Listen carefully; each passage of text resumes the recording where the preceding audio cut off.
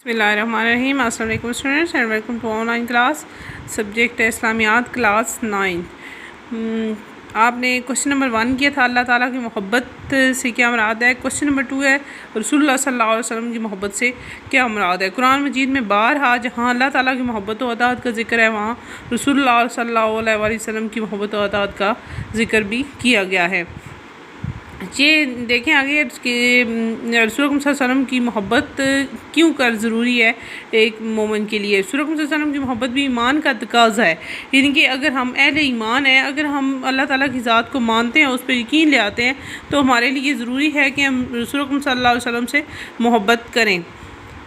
رسول اللہ صلی اللہ علیہ وسلم سے اپنا تعلق قائم کیے بغیر اللہ تعالیٰ سے ہرگز تعلق قائم نہیں ہو سکتا، اور رسول اللہ صلی اللہ علیہ وسلم سے تعلق اور وابستگی در حقیقت اللہ تعالیٰ کی ذات سے تعلق اور وابستگی ہے۔ قرآن نے رسول اللہ صلی اللہ علیہ وسلم سے محبت کو ایمان کا لازمی جز قرار دیتے ہوئے ارشاد فرمایا النبی اولی بالمؤمنین من انفسہم، سورۃ الاحزاب کی آیت ہے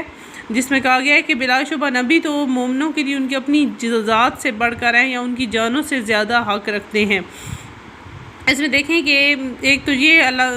اس آیت میں کہا گیا ہے کہ مومن جو ہے اس کے لیے اپنی ذات تو ظاہر ہے انسان کے لیے بہت زیادہ اہمیت کی عمل ہوتی ہے، لیکن جو مومن ہیں ان کے لیے اپنی ذات سے بھی بڑھ کر ہیں حضور اکرم صلی اللہ علیہ وسلم۔ اور اوپر دیکھیں تو حضور اکرم صلی اللہ علیہ وسلم سے تعلق اور وابستگی کو اللہ تعالیٰ کی ذات سے تعلق اور وابستگی سے مشروط قرار دے دیا گیا ہے، یعنی کہ اگر آپ اللہ تعالیٰ کی ذات سے تعلق اور وابستگی رکھنا چاہتے ہیں تو پھر آپ کو حضور صلی اللہ علیہ وسلم سے تعلق اور وابستگی بھی رکھنا ہوگا۔ آگے دیکھیں کہ محبت رسول صلی اللہ علیہ وسلم کے لیے اطاعت رسول ضروری ہے، بغیر اطاعت انسان کے نہ اعمال قبول ہوتے ہیں اور نہ حق بندگی ادا ہوتا ہے۔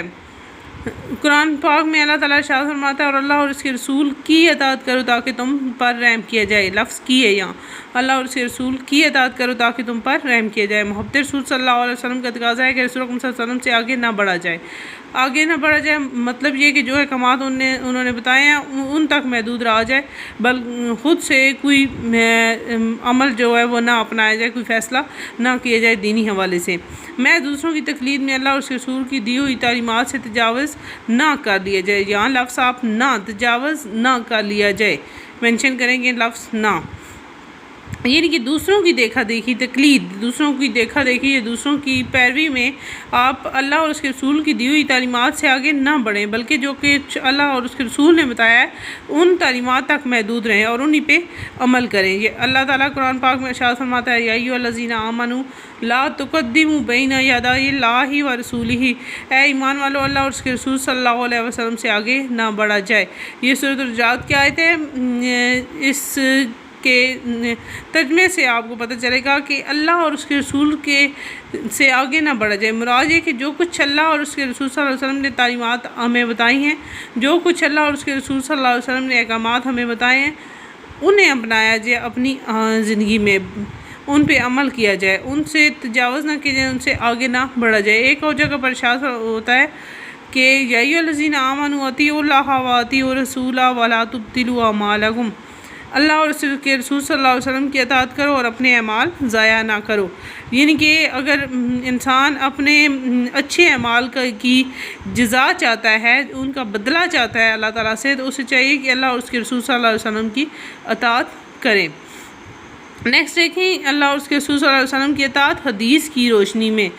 تم میں سے کوئی ایمان والا اس وقت تک نہیں ہو سکتا جب تک میں اس کی آباء و اجداد اولاد اور تمام لوگوں سے زیادہ محبوب نہ بن جاؤں، یعنی کہ جب تک حضور صلی اللہ علیہ وسلم کی ذات انسان کے لیے اس کی آباء و اجداد اولاد اور تمام لوگوں سے زیادہ پیاری نہ ہو جائے تب تک وہ شخص جو ہے وہ مومن نہیں ہو سکتا، مکمل مومن نہیں ہو سکتا۔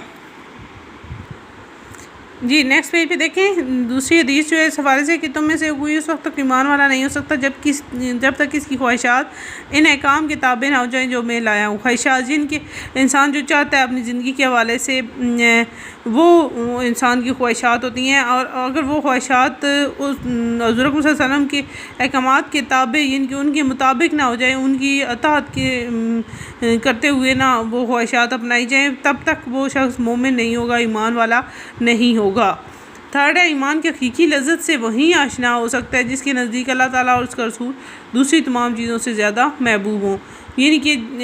وہی شخص حقیقی مومن ہوگا، کامل مومن ہوگا، جس کے نزدیک اللہ اور اس کا رسول دوسری تمام چیزوں سے زیادہ محبوب ہوں۔ دوسری تمام چیزیں یعنی کہ اس میں دنیاوی لحاظ سے ہر ایک چیز آتی ہے کہ اس پہ ترجیح دی جائے اللہ تعالیٰ اور اس کے رسول کو۔ آگے دیکھیں، جس نے میری سنت سے محبت کی گویا اس نے مجھ سے محبت کی، اور جس نے مجھ سے محبت کی وہ جنت میں میرے ساتھ ہوگا۔ سنت ہے حضور اکرم صلی اللہ علیہ وسلم کا طریقہ کار، حضور اکرم صلی اللہ علیہ وسلم کا عمل، انہوں نے جو اپنی زندگی کے دوران اسلامی تعلیمات کو اپنایا، اگر ہم ان کو اپنائیں، ان سے محبت رکھیں، ان تعلیمات پہ اور ایسے ہی عمل کو اپنائیں تو وہ حضور اکرم صلی اللہ علیہ وسلم کی محبت تصور کیا جائے گا۔ یعنی کہ جس نے حضور اکرم صلی اللہ علیہ وسلم کی محبت سے سنت سے محبت کی، اس نے حضور اکرم صلی اللہ علیہ وسلم سے محبت کی، اور جس نے حضور اکرم صلی اللہ علیہ وسلم سے محبت کی وہ جنت میں حضور اکرم صلی اللہ علیہ وسلم کے ساتھ ہوگا۔ یعنی کہ جنت میں داخلے کے لیے لازمی ہے کہ آپ صلی اللہ علیہ وسلم کی سنت کو اپنایا جائے۔ یہ کوشچن آپ نے تیار کرنا ہے، اور جب میں کہتی ہوں کہ تیار کر کے آپ نے لکھنا ہے تو وہ زبانی لکھ کے نیٹ نوٹ بکس پہ سینڈ کیا کریں، اور لازمی یہ کام کیا کریں۔ پچھلا کوشچن جو آپ نے کیا تھا اس میں تھوڑی سی کریکشن میں نے آپ کو کروانی ہے۔ دیکھیے کوشچن کے اینڈ میں، کوشچن نمبر 1 کے اینڈنگ پیراگراف میں جو آیت مینشن تھی وَمَا خَلَقْتُ الْجِنَّ وَالْإِنسَ إِلَّا لِيَعْبُدُونِ، یہ اس آیت میں جو ورڈ ہے خلق الجنہ ہے، تے کے اوپر پیش ہے، زبر نہیں ہے، ٹھیک ہے۔ اس کی آپ نے کریکشن کرنی ہے، وَمَا خَلَقْتُ الْجِنَّ وَالْإِنسَ إِلَّا لِيَعْبُدُونِ، یہ کریکشن کریں گے، اور کوشچن نمبر 2 آپ لوگوں نے تیار کرنا ہے۔ اللہ حافظ۔